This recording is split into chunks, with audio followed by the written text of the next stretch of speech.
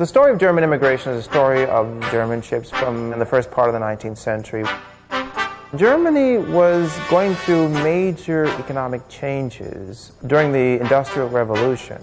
The growing industrialization of Germany and the booming population caused these dislocations in society that left people unemployed and seeking their fortune elsewhere. It was necessary to just leave and to find a new home in a new world. And that's why so many Germans made the long journey. Until finally, more than 7 million Germans came to the United States.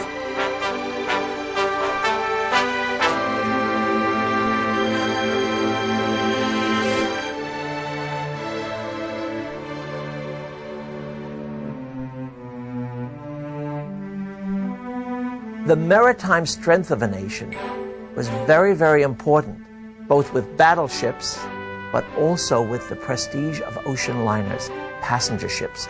Who could produce the biggest, the fastest, the most luxurious? North German Lloyd and Hamburg America were the two great German companies. These companies started really in about the 1850s, and they began small. These steamship lines constantly built new ships that were improved over the decades. By the 1870s, the voyage was much quicker than before. Immigration was really the catalyst that made the shipping companies so successful. Steerage was the big revenue for these companies. Despite what we've read about first class and the lavishness, they provided those people with so much stunning caviar and riches and lobsters and silver and whatever, but they really didn't make much profit on first class. It was the souls in steerage that paid $10 a head to leave Bremen or Hamburg to come to the States that they probably made $8 or $9 out of the 10 as pure profit. However large and glorious the ocean liners, the ones that made it pay were these humblest passengers, the immigrants, and it was really a grim crossing. Friedrich Kapp wrote a book in which he described the harrowing conditions of German immigrants at sea, how many died in these long, wearisome voyages, and how disease could spread, and the filthy conditions and the stench aboard these ships. They were housed in berthing compartments well below the waterline, where they had a simple shelf. The shelf was a bed, but it was also the bureau, the chair, the closet, everything. Everything you had to go on that little shelf. And these were people who were relocating for life. My mother remembers steerage. The thing she remembered the most was that the steward would go around with a bucket full of dead rats that they would pick up or kill. Most immigrants just wanted the voyage over with as quickly as possible. So speed was a big factor. And when they saw 4 funnels, they immediately identified that with speed. The immigrants felt that the ship with more smokestacks was safer. A 2-stack ship was safe, but one with 3 stacks was even safer. And 4 stacks was safest of all. And in 1912 and 1913, Albert Berlin, who was the head of the Hamburg America line, decided to banish the term steerage, and he got rid of all the berthing compartments, and steerage passengers were put in proper cabins. Now, they were the very palest carbon copy of cabins in the first or the second class, but they were cabins, and they call them third class now, not steerage anymore. So it was a sheer marketing decision, and a very wise one. The great difficulty of the immigrant business was that if any arrived at Ellis Island and were disqualified for entry into the United States, they were returned to their port of embarkation at company expense. These steamship companies, they had all sorts of medical care in advance of leaving because they knew that the United States Immigration Service would not let into Ellis Island those immigrants who were ill or who were in other ways unqualified to enter the country. They had trains that brought them to Bremen and Hamburg and put them in immigrant villages to get them ready, cleaned them up, practiced a few American English expressions, told them what to say to inspectors. They were deloused, all their belongings were deloused, and then they were given, so to speak, a ticket of admission to the village. And they weren't let back into the town, they weren't let out of the village before. North German Lloyd, as well as Hamburg American, began to name some of their ships with American names to lure that immigrant crowd, and that crowd would prefer a ship with an American name because they would think that when they get to Ellis Island, that would speed up the process of them getting in and becoming Americanized, and that was the goal. that fearful moment at Ellis Island when they had to go through processing. Ellis Island was opened as a sort of threat to immigration. No immigrant took delight in having to come here, when before they either just went briefly through Castle Garden and then were released into Battery Park without much trouble. Castle Garden preceded Ellis Island. It was a little different from Ellis Island. Immigrants were received and welcomed at Castle Garden. There was almost no fear of being turned away from Castle Garden. Ellis Island was operated by the federal government, and the intention was to restrict immigration. The United States government was dissatisfied with the operation at Castle Garden. They thought the state of New York was too lenient. So they felt that the federal government should take over because the time had come for better and true law enforcement. When ships came into the port of New York, whether they were going to Hoboken or to the New York piers across the way, the first thing that happened after they tied up and they had been cleared, the cabin passengers was all disembarked. First and second class were easily got off the boat, went to customs and paid whatever they had to pay, or went through whatever inspection was necessary.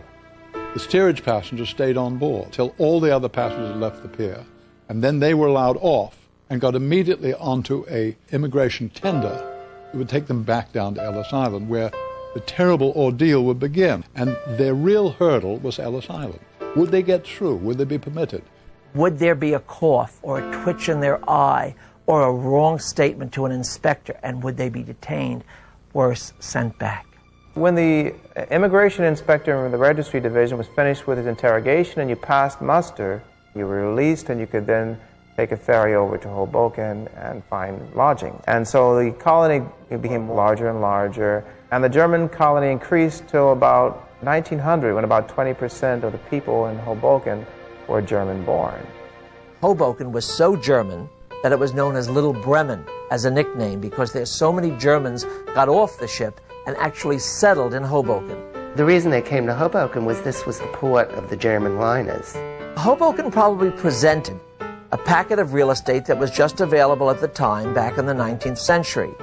New York's waterfront was still developing, and the piers were crowded. They were not as long as they later became, and so the Germans built their piers just across the river, which in those days didn't seem terribly inconvenient. And the old saying used to be in New York, if you wanted to go to Germany, the cheapest way to get there was to take a nickel ride on the West 23rd Street ferry, and that's when you got to Hoboken. Before they had singing societies, they had German clubs and Turnerverein and different unions, organizations. They had churches where children were learning the German language. They had their own clergy. Turn of the century, well, there were a lot of outdoor beer gardens. There were German restaurants and German bars, even clothing stores they preferred. What helped cities like Hoboken keep a strong German identity was this continuous German migration with fresh people coming from the old country. They kept the culture alive, kept the language alive. But the Germans seemed to establish themselves as more upper middle class and moved more uptown,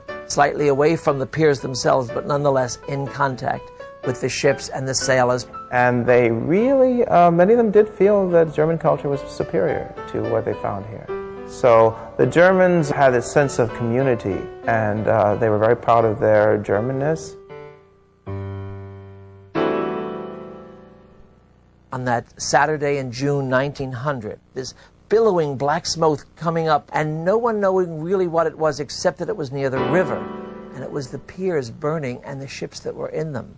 Really, it was the biggest disaster fire in the history of the metropolitan area up to that point. The fire started on the pier, I believe, in some cargo, and then spread to the ships, and the moorings were burned through, and so the vessels with their decks ablaze drifted down the Hudson, and there were people, either passengers or crew, in the cabins. The portholes were a foot in diameter, so they couldn't crawl out. And as the water came up, the decks were on fire. The rescuers were literally 2 feet away from these people who were imprisoned in the hull, and they couldn't get at them. They couldn't get them out, and they couldn't rescue them, and they either drowned or burned. Well, it was a deep, deep mourning that Hoboken went into. A silent march down Washington a few days later, the coffins being carried, and of course that odorous smell that lingers after a fire. This did bring out the point that portholes had to be the size of a normal human body, and that became international maritime law. It was the most heartrending, agonizing scene that people never forgot. The awful business of the great Hoboken fire of 1900. During World War I, this was a German community. After the British declared war on Germany, they blockaded the waters outside the coastal waters. No German ship could get in and out of the United States. In a great miscalculation, the German steamship lines left some of their biggest ships in Hoboken the day the Germans declared war, and the German crews stayed with them. The sympathies of Hoboken were with the Germans and the Kaiser. They actually had parties on the ship as the war started to raise money to send it to Germany to help fight the evil British. The stewards had a band, and they used to parade up and down the streets of Hoboken with German marching songs and very much propaganda for the German war effort, which the Americans tried to discourage. It was not until later, until 1916-17, that the tide turned. Americans turned on the Germans, and the German piers and the liners were seized in Hoboken, and then the ships were confiscated, and suddenly, instead of it being German territory, it was now U.S. government territory. And so the whole thing reversed itself. The ships were then being used to fight the Kaiser. And one ship, the Kaiser Wilhelm der Große, a huge, fast ship, sailed out of the port. And she wasn't going back to Germany. She was going to be converted into a raider.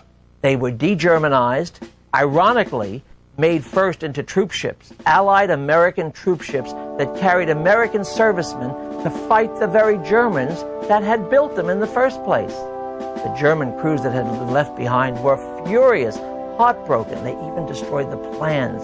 Some of the ships of the Americans would have a harder time to reactivate the ships. Suddenly, instead of being the SS George Washington, it became the USS George Washington, Allied troop ship. Vaterland was a little too German, and Woodrow Wilson's wife said the name of a big vessel in the Bible is called Leviathan. Let's name it that. So it became the USS Leviathan. And she sailed with doughboys across. She was the largest troop carrier in World War I, and she would sail with 10,000 passengers out of Hoboken. Hoboken is a dandy place, you've heard of it, no doubt. It's over on the Jersey side.